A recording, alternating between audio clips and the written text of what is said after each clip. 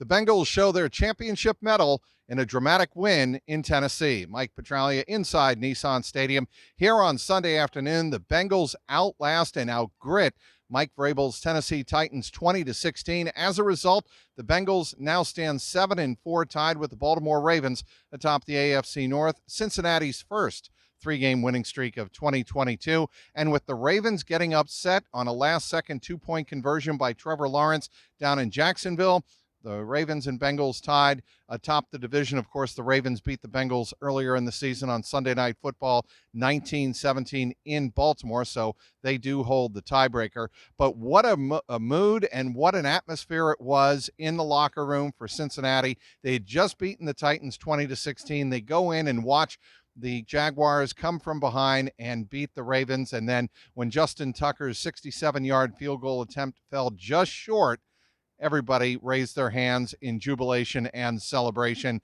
For the time being, the Bengals are tied atop the division. But how about the game here? The Bengals had to go up against Derrick Henry, and boy, did the defense do a job. All they heard all week long, according to DJ Reader after the game, is how physical Tennessee would be.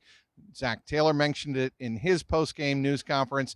The locker room knew coming in that everybody expected the Tennessee Titans to try and run through and run over the Bengals defense. And the Bengals defense would have none of it here on Sunday afternoon. The attitude established by DJ Reader, who had two great pass deflections and pass bat downs at the line of scrimmage in the first half. He really set the tone, as did Logan Wilson, as did Mike Hilton. Two terrific solo tackles at the ankles of Derrick Henry, kind of cutting down the tree, letting the tree fall on top of him is the way Mike Hilton kind of described it after the game. Hilton after the game also said, "We are who we thought we were," meaning the Bengals are a physical team that can play with anybody defensively, and that's really what the Bengals showed here on Sunday afternoon, holding Derrick Henry, get ready for this, 38 yards on 17 carries, just over 2 yards a pop for a running back that had been averaging 5 yards a carry coming into this game. And certainly that was one of the big reasons the Bengals were able to win the game. Their resiliency was another. Derrick Henry didn't have a lot of rushing yards, but he had 69 yards on a screen pass in the second quarter. He got down to the 6-yard line. Cam Taylor-Britt punched the ball loose at the 6, but it was Trayvon Burks falling on it in the end zone for his first career touchdown.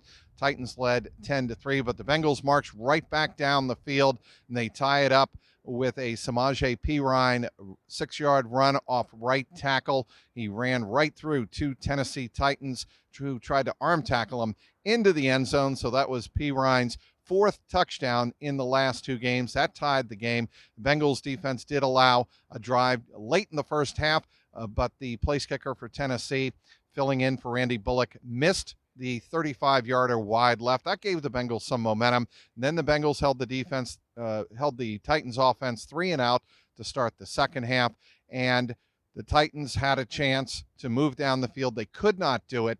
The Bengals got the ball back on a short field. They managed to get the field goal to go ahead 13-10. Titans tie it at 13. And then the drive of the game, facing 3rd and 12 at the Tennessee 44-yard line. Joe Burrow with a perfect pass to Trenton Irwin on the right sideline, right in front of the Bengals bench. He got both of his knees down, and they converted the first down. And then the next play, it was Joe Burrow on a 27-yard floater, a go ball, jump ball, if you will, in the right corner of the end zone. That was the deciding touchdown in this one. How about T. Higgins? Let's not forget about T. Higgins. 7 catches, 114 yards, and the go-ahead game-winning touchdown in this game that gave the Bengals their 3rd straight victory. Lots of heroes in a game that did not have Jamar Chase. He again sat out, resting his hip. Zach Taylor after the game said, "Don't want to get ahead of ourselves, but it's looking good for next week against the Kansas City Chiefs." And they like the fact that Jamar Chase was able to get a week of practice underneath him, see how the hip responds. Looks like a possibility for next week against Kansas City. Bengals also did not have, of course, Joe Mixon.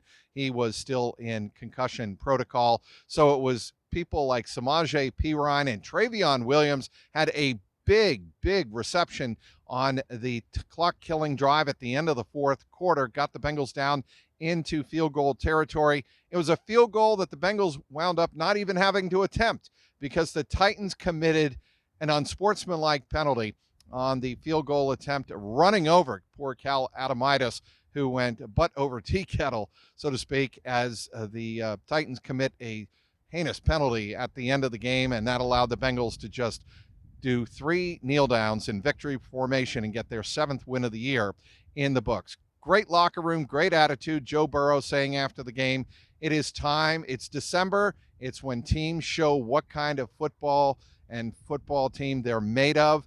This is the time to show our championship medal. So a lot of victory celebration going on in the Bengals locker room. They have a victory Monday. Players do not have to report on Monday. They will be back in on Wednesday, getting ready for Patrick Mahomes and the Kansas City Chiefs next Sunday at Paycor Stadium. Final again, it was the Bengals 20 and the Titans 16. Be sure to follow all my coverage on Twitter for full post-game locker room reaction at Trags, Trags, clnsmedia.com as well. And, of course, subscribe at the link below on the Jungle Roar Pod YouTube page. Want to hear all of your comments, good, bad, and indifferent. Inside Nissan Stadium, Mike Petraglia, CLNS Media.